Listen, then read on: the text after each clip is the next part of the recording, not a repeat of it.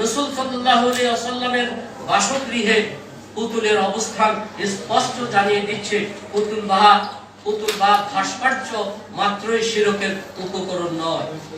আসসালামু আলাইকুম ওয়া রাহমাতুল্লাহি ওয়া বারাকাতুহু। আলহামদুলিল্লাহি ওয়াহদাহু ওয়াসসালাতু ওয়াসসালামু আলা মান লা নাবিয়্যা বা'দা, আম্মা বা'দ। সুপ্রিয় দর্শক শ্রোতা ভাই বোন, মূর্তি এবং ভাস্কর্য এ দুটো এক নাকি ভিন্ন জিনিস? ইসলামী শরিয়ার দৃষ্টিতে মূর্তি স্থাপন আর ভাস্কর্য স্থাপনের মধ্যে বিধানগত কোনো পার্থক্য আছে কি নেই?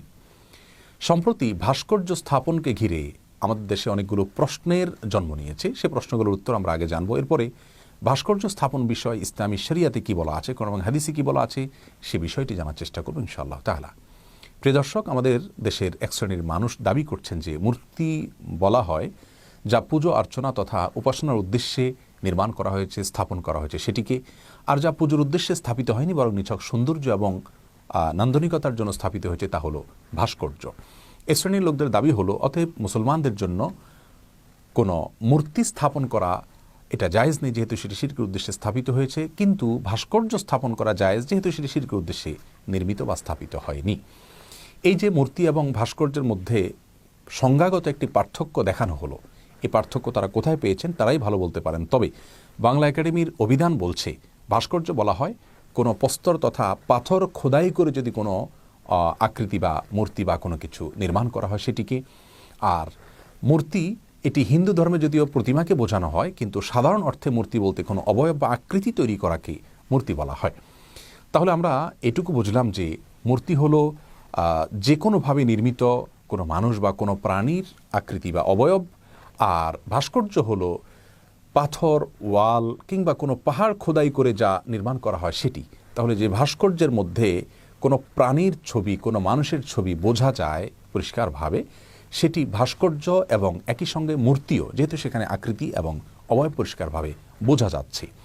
আমরা সবাই কমবেশ জেনে থাকব যে মূর্তিকে ইংরেজিতে বলা হয় স্ট্যাচু, আর ভাস্কর্যকে ইংরেজিতে বলা হয় স্কাল্পচার। সারা বিশ্বের সবচেয়ে নামকরা মূর্তিগুলোর একটি হলো স্ট্যাচু অব লিবার্টি, যেটি আমেরিকাতে রয়েছে। আমরা জানি যে সেই স্ট্যাচু যার অর্থ হলো মূর্তি, সেখানে কেউ পুজো করতে যায় না, উপাসনা করতে যায় না, অর্চনা করতে যায় না, সেটা নিছক সৌন্দর্য এবং নান্দনিকতার জন্যই তৈরি করা হয়েছে। তারপরেও কিন্তু সেটাকে স্ট্যাচু অব লিবার্টি অর্থাৎ মূর্তি বলা হচ্ছে, সেটা কিন্তু স্কাল্পচার বলা হচ্ছে না। তার মানে বোঝা গেল যে ভাস্কর্য হলে সেটি আর মূর্তি নয়, এমনটি সঠিক নয়। যদি তাই হতো তাহলে এটাকে স্ট্যাচু অব লিবার্টি বলা সঠিক হতো না। যারা বাংলাদেশে বিভিন্ন জায়গায় ভাস্কর্য স্থাপন করার সপক্ষে, তাদের একটা যুক্তি হলো যে ভাস্কর্য স্থাপন না হলে আমাদের মধ্যে চেতনা কিভাবে সঞ্চারিত হবে, কিভাবে আমরা মুক্তিযুদ্ধের চেতনাকে ধারণ করব। তাদের কাছে আমরা বিনীতভাবে প্রশ্ন রাখতে চাই, সারা বিশ্বে যে মানুষটির আদর্শ সবচেয়ে বেশি পরিমাণে চর্চা হয়ে থাকে, যার চেতনাকে সবচেয়ে বেশি সংখ্যক মানুষ সবচেয়ে শক্তিশালী এবং বলিষ্ঠভাবে ধারণ করে এখনও রেখে আছে, যুগ যুগ ধরে, শতাব্দীকে শতাব্দী ধরে রেখে আছে, তিনি হলেন মুহাম্মদ রাসূলুল্লাহ সাল্লাল্লাহু আলাইহি ওয়াসাল্লাম। পৃথিবীতে মুসলিমরা তাঁর কয়েকটি স্ট্যাচু বা মূর্তি নির্মাণ করেছে, ভাস্কর্য নির্মাণ করেছে। প্রিয় দর্শক, এখান থেকে পরিষ্কারভাবে বোঝা গেল যে কোনো চেতনাকে ধারণ করবার জন্য সেই চেতনা সংশ্লিষ্ট ভাস্কর্য তৈরি করতে হবে, নির্মাণ করতে হবে, এই যুক্তি একেবারেই খোঁড়া যুক্তি। বরং বহু ভাস্কর্য পৃথিবীতে এখনও আছে, যে ভাস্কর্যগুলো যাদের রয়েছে তাদের সম্পর্কে মানুষ জানেও না। চেতনা ধারণ করা তো অনেক পরের কথা। যারা ভাস্কর্যকে বাংলাদেশের আনাচে কানাচে ছড়িয়ে দিতে চান, স্থাপন করতে চান, তাদের আরেকটি যুক্তি হলো যে অনেক মুসলিম দেশেও তো ভাস্কর্য রয়েছে, কই তাদের তো কোনো সমস্যা হচ্ছে না। ইন্দোনেশিয়া মুসলিম দেশ, সেখানে অনেক ভাস্কর্য রয়েছে, তাহলে আমাদের দেশে সে ভাস্কর্য থাকলে সমস্যা কোথায়? হুজুররা কেন বাধা দিবেন? এর উত্তর হলো যে ইন্দোনেশিয়াতে কোনো কোনো রাজ্যে ইসলামী শরিয়া পর্যন্ত চালু আছে। আপনি কি সেটিকে বাংলাদেশে আমদানি করার, সেটাকে বাংলাদেশে চালু করার সপক্ষে অবস্থান নেবেন? নিশ্চয়ই নেবেন না। তাহলে যে সমস্ত তথাকথিত প্রগতিশীল বন্ধুরা, যারা মুসলিম দেশগুলোর কোনো বাজে দৃষ্টান্ত থাকলে সেটিকে আমাদের দেশে আমদানি করার কথা বলে, সে দেশগুলোর কোনো ভালো দৃষ্টান্ত থাকলে সেটিকে আমদানি করার কথা তো কখনো বলেন না। এখান থেকে বোঝা গেল তারা সুস্পষ্টভাবে সুবিধাবাদিতার অবস্থানে রয়েছেন, স্বার্থপরতার অবস্থান রয়েছেন। তাদের আরেকটি দাবি হলো যে এটি এক প্রকারের শিল্প, ভাস্কর্য এক প্রকারের শিল্প। অতএব এই শিল্প আমাদেরকে ধরে রাখতে হবে। শিল্পের বিরোধিতা করতে পারে মূর্খ মানুষেরা শুধুমাত্র। প্রিয় দর্শক, আমরা এ ব্যাপারেও তাদের কাছে বিনীতভাবে প্রশ্ন করতে চাই যে কোনো কিছু শিল্প হলেই সেটি আমাদের ধারণ করতে হবে? পৃথিবীতে বহু প্রকারের শিল্প আছে, অনেক সমাজে অনেক রকমের শিল্প আছে। সব শিল্পকে আমরা আমাদের সমাজে আমদানি করব? যেমন পাপুয়া নিউগিনি লোকদের শরীরে, তাদের দেহে, অবয়বে, তাদের জীবন আচারে, তাদের সংস্কৃতিতে অনেক প্রকার শিল্প আমরা দেখতে পাই, যা দেখে আমাদের দেশের মানুষ অনেক সময় হেসে দেয়, কারণ সেগুলো আমাদের সমাজে নেই। সেই শিল্প নিশ্চয়ই আমরা কেউ আমদানি করব না। যারা আজ ভাস্কর্যের শিল্পকে বাংলাদেশে ছড়িয়ে দিতে চান, তারা তাদের পরিবারের সদস্যদের মধ্যে পাপুয়া নিউগিনির লোকদের শিল্পকে নিশ্চয়ই ধারণ করার কথা বলবেন না। আমেরিকাতে নারী পুরুষরা মানুষের সম্মুখে উলঙ্গ হয়ে যাওয়া, বিবস্ত্র হয়ে যাওয়াটাকে অনেক সময় এরা শিল্প হিসাবে মনে করে। সেই সাথে আপনার দেখা যায় যে কোনো মানুষের গালে ফুটো করে সেখানে লোহা বা কোনো ধাতব কোনো কিছু ঢুকিয়ে দেওয়া হয়, থুতনিতে কোনো প্রকার রিং ইত্যাদি স্থাপন করা হয়, নাকের এক পাশ দিয়ে প্রবেশ করিয়ে অপর পাশ দিয়ে বের করে কোনো পাত ইত্যাদি রেখে দেওয়া হয়। এটা এক প্রকার শিল্প।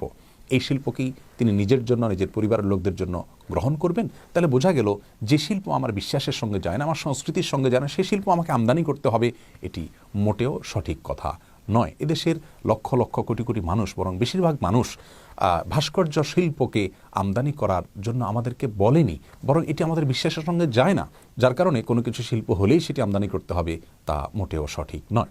যারা ভাস্কর্য নির্মাণ এবং স্থাপনকে জায়েজ মনে করেন, তারা কোন হাদিস থেকে কিছু উদ্ধৃতি পেশ করে থাকেন। তোর মধ্যে থেকে একটি হলো আয়েশা রাদিয়াল্লাহু তাআলা আনহার ঘটনা। আমরা জানি সহিহ বুখারীতে বর্ণিত হয়েছে, আয়েশা রাদিয়াল্লাহু তাআলা আনহা তিনি ছোট ছিলেন, তার বাসায় খেলনার পুতুল ছিল, তিনি তার বান্ধবীদের সাথে সেই পুতুল দিয়ে খেলা করতেন। প্রিয় নবী সাল্লাল্লাহু আলাইহি সাল্লাম সেটিকে অনুমোদন করেছেন, কখনো তিনি বাধা দেননি।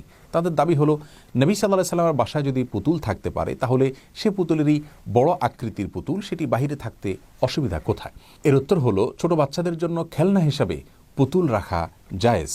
হাফেজ ইবনে হাজার আসকালানি রাহিমাহুল্লাহ, যিনি সহিহ বুখারীর সবচেয়ে বড় ব্যাখ্যাতা এবং সবচেয়ে বড় ব্যাখ্যা গ্রন্থ ফাথুল বারীর রচয়িতা, তিনি সেখানে লিখেছেন এ হাদিসের ব্যাখ্যায় যে এখানে উদ্দেশ্য হলো বাচ্চা হিসাবে আমাদের আয়েশা রাদিয়াল্লাহু তাআলা আনহা, শিশু হিসাবে আমাদের আয়েশা রাদিয়াল্লাহু তাআলা আনহা এটা দিয়ে খেলা করেছেন, এটা তার জন্য জায়েজ রয়েছে।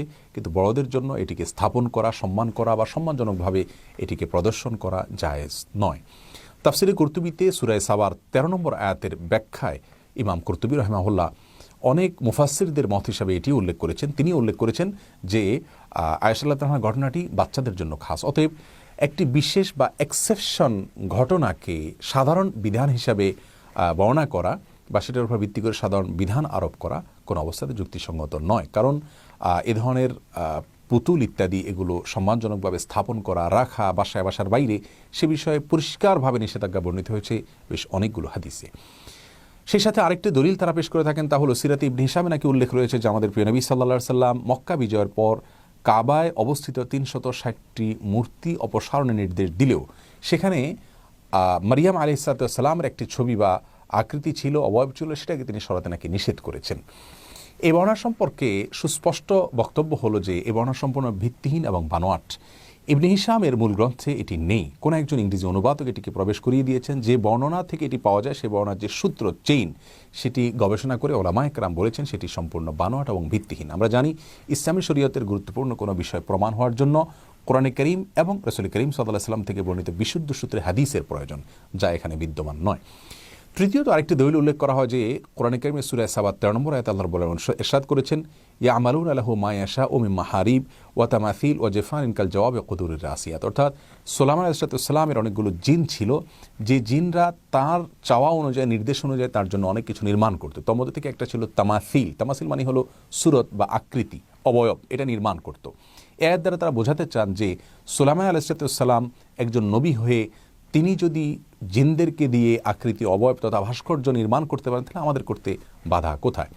এর তিনটি উত্তর রয়েছে। সর্বপ্রথম উত্তর হলো যে আমরা জানি অন্য নবীদের শরীয়ত আর আমাদের প্রিয় নবী সাল্লাল্লাহু আলাইহি ওয়াসাল্লামের শরীয়ত এক নয়। পূর্বের যুগের নবীদের শরীয়তে অনেক কিছু জায়েজ ছিল যা আমাদের জন্য জায়েজ নয়।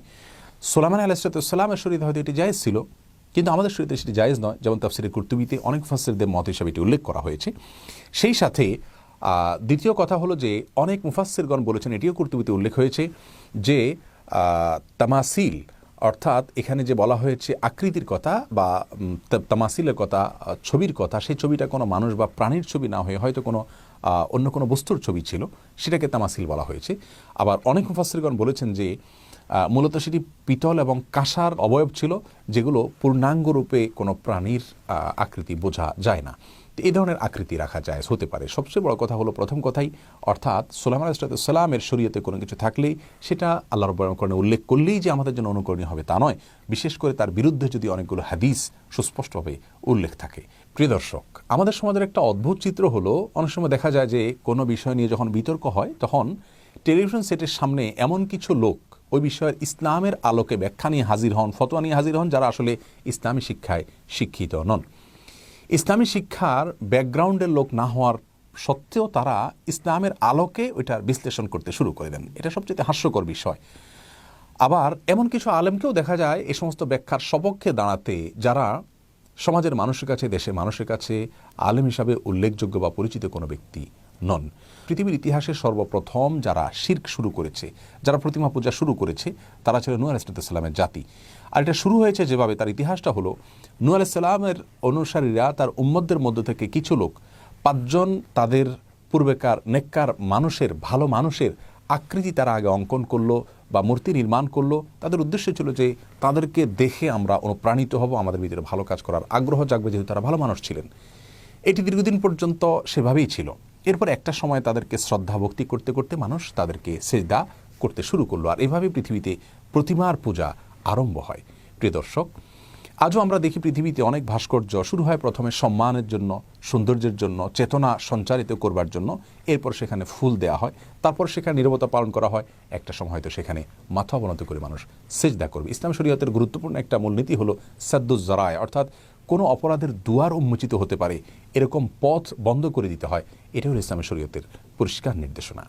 রাসূল করিম সাল্লাল্লাহু আলাইহি সাল্লামের অনেকগুলো হাদিস আমরা এই ক্ষেত্রে পরিষ্কারভাবে পাই। তোমাদের থেকে একটি হাদিস সহিহ মুসলিমে বর্ণিত হয়েছে যে রাসূল করিম সাল্লাল্লাহু আলাইহি সাল্লাম তার প্রিয় সাহাবী আলী রাদিয়াল্লাহু তাআলাকে নির্দেশ করেছেন, তিনি যেন যত প্রকারের ছবি আছে, বিশেষ করে মানুষ এবং প্রাণীর, এই ছবিগুলো যেন তিনি মুছে দেন, এবং যে সমস্ত কবরগুলো উঁচু আছে সেগুলোকে যেন তিনি সমান করে দেন মাটির সাথে, অর্থাৎ উঁচুগুলোকে যেন ভেঙে সমান করে দেন। এখানে কিন্তু কোনো ছবি যেটাকে মানুষ পুজো করে সেটাকে তিনি মুছতে নির্দেশ করেছেন এমন কোনো বর্ণনা নেই, বরং এই বর্ণনা ব্যাপকভাবে বোঝাচ্ছে যে সব ধরনের প্রাণীর ছবিকেই নবী সাল্লাল্লাহু আলাইহি সাল্লাম মুছে দেওয়ার নির্দেশ করেছেন। তেমনিভাবে আবু দাউদে বর্ণিত একটি হাদিস রয়েছে যে একবার জিবরিল রাসূল করিম সাল্লাল্লাহু আলাইহি সাল্লামের বাসায় এসে ফিরে গিয়েছেন। পরের দিন এসে বলেছেন, ইয়া রাসূলুল্লাহ, আপনার বাসায় আমি প্রবেশ করতে গিয়েও বাধাগ্রস্ত হয়েছি, প্রবেশ করতে পারিনি। তার কারণ হলো আপনার বাসার সম্মুখে বা বাসায় যে পর্দা ছিল সেখানে কোনো একটা প্রাণীর আকৃতি বা অবয়ব ছিল। তখন নবী আলাইহিস সালাম সেই প্রাণীর অবয়বটাকে মুছে দিলেন বা মাথার অংশকে মুছে দিলেন, তারপর জিবরিল সেখানে প্রবেশ করলেন। এই হাদিস থেকে তো একেবারে পরিষ্কারভাবে বোঝা গেল যে যদি পুজো বা অর্চনার উদ্দেশ্যে না হয়, শিরক করার উদ্দেশ্যেও যদি না হয়, তারপরে সে প্রাণী থাকলে সেটি মুসলমানের জন্য জায়েজ নয়, রহমতের ফেরেশতা সেখানে প্রবেশ করতে পারেন না। যদিও সেটি শিরক নয়, কিন্তু গুনাহ অবশ্যই, হারাম অবশ্যই। এছাড়া বুখারী মুসলিম একযোগে বর্ণনা করেছে যে রাসূল করিম সাল্লাল্লাহু আলাইহি ওয়াসাল্লাম ইরশাদ করেছেন, আশাদ্দুন নাসি আযাবান ইয়াউমাল কিয়ামাতি আল মুসাউবিরুন, কিয়ামতের দিন সবচেয়ে কঠিন আযাব দেয়া হবে ওই সমস্ত লোকদেরকে যারা ছবি অঙ্কন করে, যারা ভাস্কর্য নির্মাণ করে, মূর্তি প্রস্তুত করে। বুখারী বর্ণনায় আসছে রাসূল করিম সাল্লাল্লাহু আলাইহি ওয়াসাল্লাম ইরশাদ করেছেন, লা তাদখুলুল মালাইকাতু বাইতান ফিহি কালবুন আও সূরাতু তামাথিল, অর্থাৎ ওই ঘরে আল্লাহর রহমতের ফেরেশতা প্রবেশ করে না যেই ঘরে কোনো কুকুর থাকে। পাহারার জন্য রাখলে সেটি জায়েজ আছে, এছাড়া যদি কোনো কুকুর থাকে অথবা কোনো ছবি বা ভাস্কর্য ইত্যাদি থাকে, শোপিস হিসাবে থাকুক বা অন্য কোনোভাবে থাকুক, সেটা থাকলে সে ঘরে রহমতের ফেরেশতা প্রবেশ করে না। বাচ্চাদের খেলনা হিসাবে থাকলে সেটি অনেক উলামায়ে কেরামতেই জায়েজ রয়েছে। এছাড়া আরেকটি হাদিসে রাসূল আকরাম সাল্লাল্লাহু আলাইহি ওয়াসাল্লাম ইরশাদ করেছেন, কোনো ব্যক্তি যদি কোনো ছবি বা কোনো মূর্তি তৈরি করে, কোনো ভাস্কর্য তৈরি করে, তাহলে কিয়ামতের দিন তাকে বলা হবে যে তুমি তাতে রূহ ফুৎকার দাও। সে তো রূহ ফুৎকার দিতে পারবে না, তখন তাকে কঠোর শাস্তির মুখোমুখি হতে হবে। এছাড়াও বহু হাদিস দ্বারা সুস্পষ্টভাবে প্রমাণিত যে কোনো প্রাণীর ছবি অঙ্কন করা বা ভাস্কর্য নির্মাণ করা এটি ইসলামী শরিয়ার দৃষ্টিকোণ থেকে সম্পূর্ণরূপে নিষিদ্ধ এবং হারাম। যা নির্মাণ করা, অঙ্কন করা হারাম, তা প্রদর্শন করা এবং স্থাপন করা অবশ্যই হারাম হবে। ইমাম নবী রাহিমাহুল্লাহ, হাফিজ ইবনে হাজার আসকালানী রাহিমাহুল্লাহ, ফতোয়া শামীর রচয়িতা ইমাম ইবনে আবিদিন শামী রাহিমাহুল্লাহ সহ গোটা বিশ্বের বড় বড় মুসলিম স্কলাররা সকলেই একমত যে এটি কোনো রূপে জায়েজ নয়। তবে প্রতিমা যেটা অমুসলিমদের উপাস্য, সেটা তারা তাদের উপাসনালয়ে স্থাপন করবে। মুসলিমরা তাদেরকে অসম্মান করে, অশ্রদ্ধা করে কোনো কিছু বলবে না। কোরআনে কারিমে সে বিষয়ে সুস্পষ্ট নির্দেশনা রয়েছে। কিন্তু মুসলিমরা তাদের নিজের অর্থে, নিজেদের পয়সায়, তাদের সমাজে, তাদের বাসাবাড়িতে কোনো ভাস্কর্য বা কোনো মানুষ বা কোনো প্রাণীর ছবি অঙ্কন করতে যাবে না। আল্লাহ রাব্বুল আলামিন আমাদের সকলকে প্রত্যেকটি ক্ষেত্রে কোরআন এবং হাদিসের নির্দেশগুলোকে অক্ষরে অক্ষরে মেনে চলার তৌফিক দান করুন। আসসালামু আলাইকুম ওয়া রাহমাতুল্লাহি ওয়া বারাকাতুহু।